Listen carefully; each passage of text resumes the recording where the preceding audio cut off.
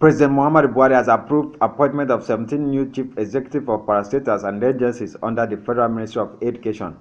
In a statement signed by Deputy Director in charge of press at the ministry, Bemgang, the President appointed Professor Abubakar Rashid as the new Executive Secretary of the National Universities Commission, Dr. Ahmed Boboyi as the new Executive Secretary of the Universal Basic Education, Dr. Abdullahi Bafa is the Executive Secretary of the Tertiary Education Task Fund, TED Fund, and Professor Ishaq Oloyede is the new Registrar of the Joint Admission and Matriculation Board, JAMB. The appointment takes immediate effect. Meanwhile, former Executive Secretary, National Universities Commission, Professor Julius Okoji, had earlier handed over the baton of leadership to his deputy, Chinedu Mafiana, who is the most senior in the commission. Okoji, before handing over, said he is leaving NUC with confidence that the Nigerian university system is better repositioned than it was in 2006 when he was appointed as the Executive Secretary. For me, I bid you farewell. I may not see some of you again, not because I don't like to see you, but the call of duty has taken me out of here. I will be in Abuja regularly, but I may not have the opportunity of interacting with you. You know, so but where last year it was good. I must say that we have enjoyed interacting with you and your job you have done. We can't say one single or two incidents to say no. That association and affiliation we have had must continue with NUC. And I'm sure it will do. It will mature more. We have different styles, you know. It's like blind men going to see the elephant, we see different side of it. But the elephant remains what it is. Kojo, while recounting the time he spent as NUC boss, asked his staff to be respectful, committed, and disciplined. From Abuja, LM Chukwemeka reports.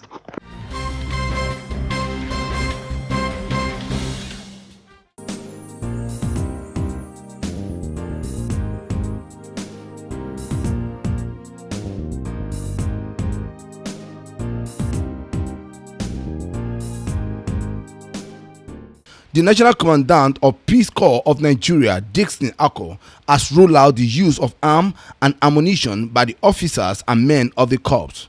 Dixon said in an interview in Abuja that the organization is not an arm-carrying paramilitary corps. Definitely no.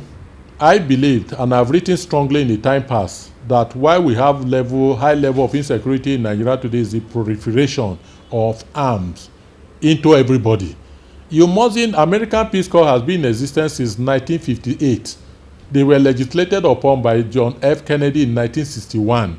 Since then, they've been rendering humanitarian services and there's no pronouncement of arm. We believe that proper peace education, conflict management and transformation, and enlightenment is enough equipment for the youth to stay out of crime. A training environment whereby we expose this youth to creative ideas, where they will be innovative, they will come up with innovation that will make them to be self-reliant. He also disclosed that the corps will pay more attention to the education sector when it is granted federal government status. National creativity, peace and youth development. And also, we're also concerned with the happening in our educational institutions today. If you look at even the Chibok saga, where the insurgent invaded the school, not only that school, it has happened in most of the schools that were burned down, and there is no statutory body to be within to quickly alert the conventional security agencies where our students are being massacred anyhow. And also you talk about examination malpractices, courtesan, other social vices in educational institutions. I think the primary focus of Peace Corps is to be in educational institutions. The bill seeking to confirm federal government status on the Peace Corps of Nigeria is awaiting third reading in the Senate. From Abuja, Muyiwa Bamdele reporting.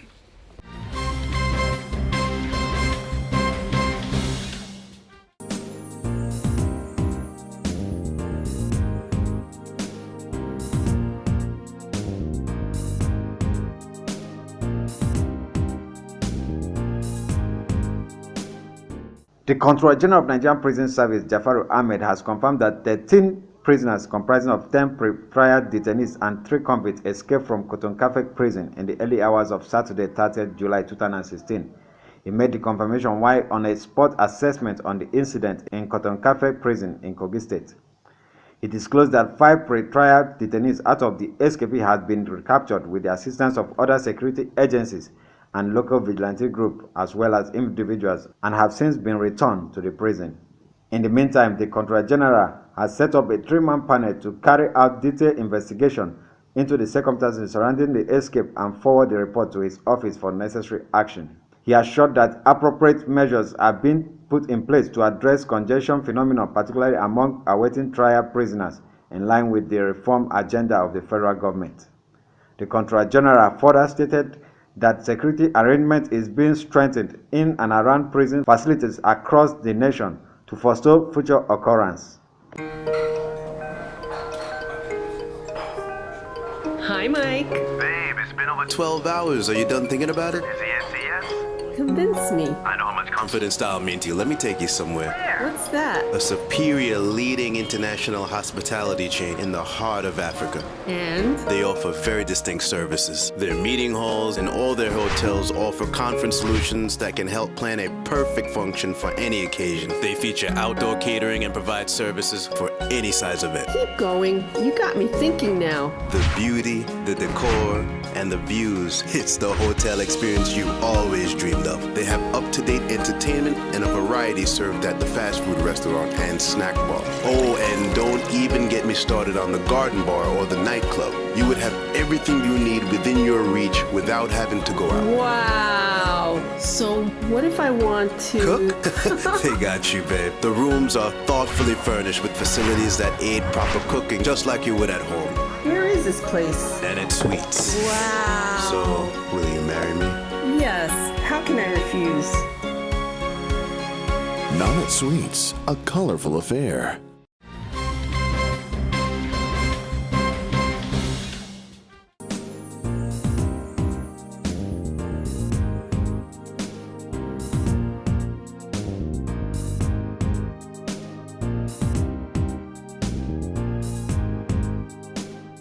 Factional chairman of the People's Democratic Party, Senator Alimbodu Sheriff, has called on Ahmed Makarfi Caretaker Committee to accept in good faith the ruling of the Federal High Court sitting in Abuja, which affirmed him as the authentic national chairman of the party.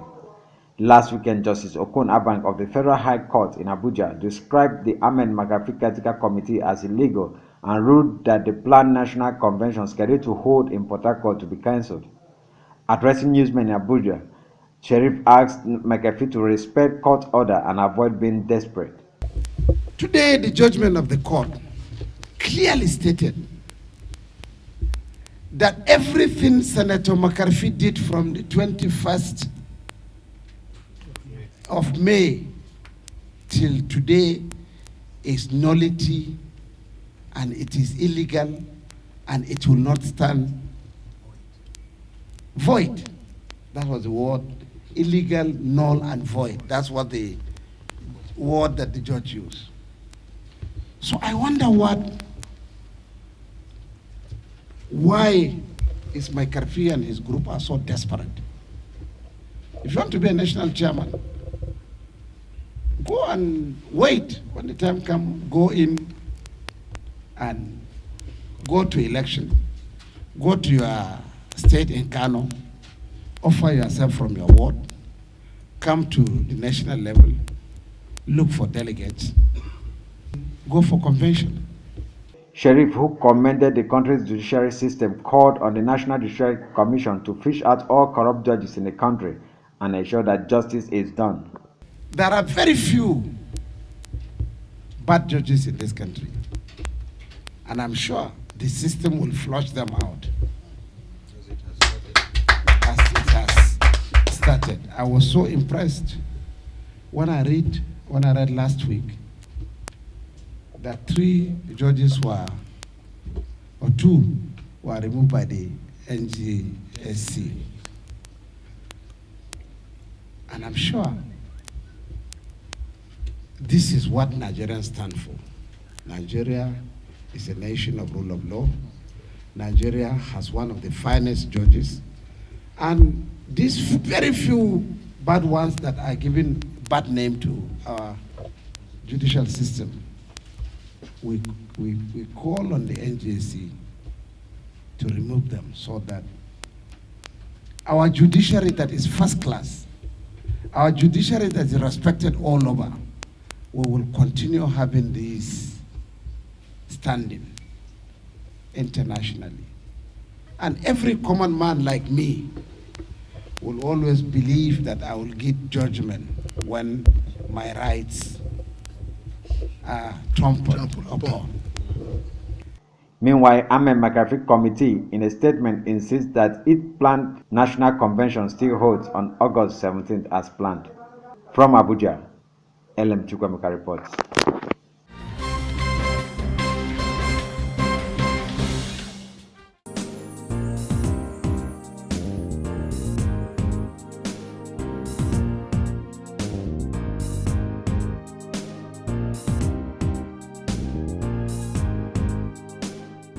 Nigerian youth have been urged to engage in entrepreneurial skills to help reduce high rates of unemployment in the country. Chairman Nigerian Diaspora Organization, NIDO, UK South, Henrietta Abraham, made this known at the Youth Entrepreneurship Training and Enterprise Competition in Abuja. She said that the training is part of NIDO UK South contribution at the Diaspora Day to train and mentor youth on entrepreneurship skills. Well, this entrepreneurial training program is really to help the young people to get skills, to understand what it means to be an entrepreneur, to help them with their business startup. What do they need to do in starting the business? What do they need to consider? And then there will be practical sessions, including how to write a business plan.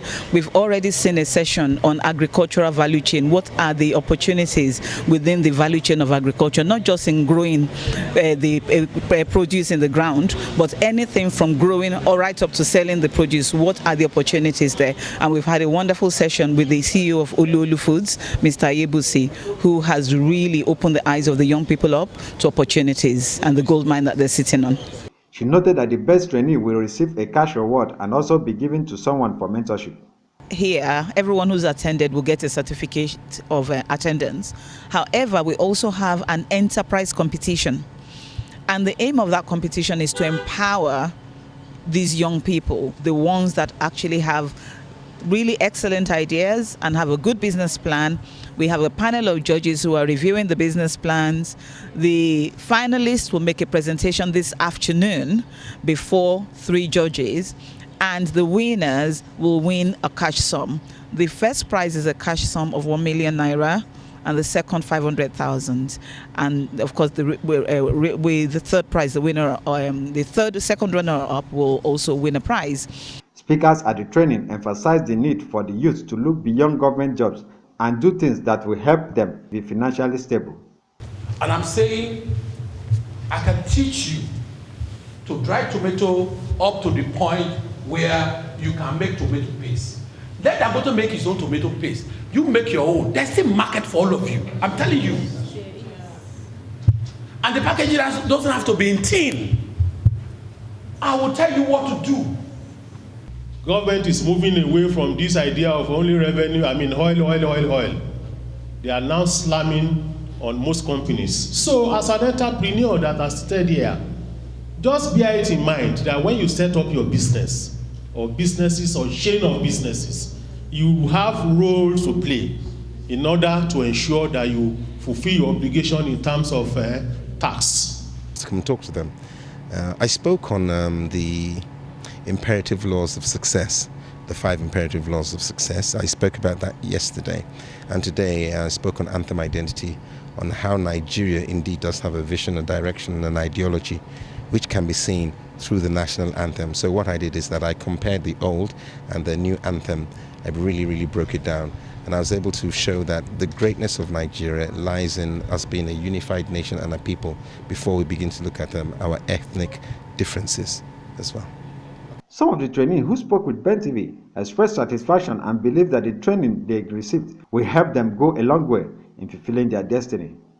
Well, I came with a business plan in mind. Even though I am not part of the contest, I think what's key for me is mentorship. I've got a business idea, but then I need a mentor. I need to be guided properly, so I don't just run into a business and I get frustrated while in it. That's what's in it for me, really. He's actually speaking. He's one of the speakers. So it has been enlightening because, especially this section on agric, that was yesterday, actually, not today, but yeah, that was really, should I say, he broadened my understanding of the sector and, being in the chain of demand, or being part of the chain of demand. And yeah, that's really what I've taken out of this. So it has really opened my mind as to, in the light of business and the opportunities that are available in Nigeria. It's good in Nigeria. There are a lot of things we can do here in Nigeria. Also today on, I've opened my eyes to a lot of things that I can do as well, and some laws that are also in Nigeria that I'm not aware. It's going to be very, very unfortunate that some laws exist in a nation where you live, where you do business, and you are not aware that those laws existed. And I'm happy that I'm hearing about those things here today. I'm taking a whole lot of things. My whole ideology towards entrepreneurship and business has been sharpened. A whole lot of speakers have spoken to us about how to be more effective in handling our business. And also we're learning how to be more creative with all our ideas and how to bring the best out of everything we do. So we got a bit of motivation, we're inspired, and also we're empowered and trained basically to know how to operate within the business environment basically. It's been an eye-opening session for me. Have been so inspired, have learned a lot of things, have made a lot of new friends. From Abuja, LM Chukwameka reports.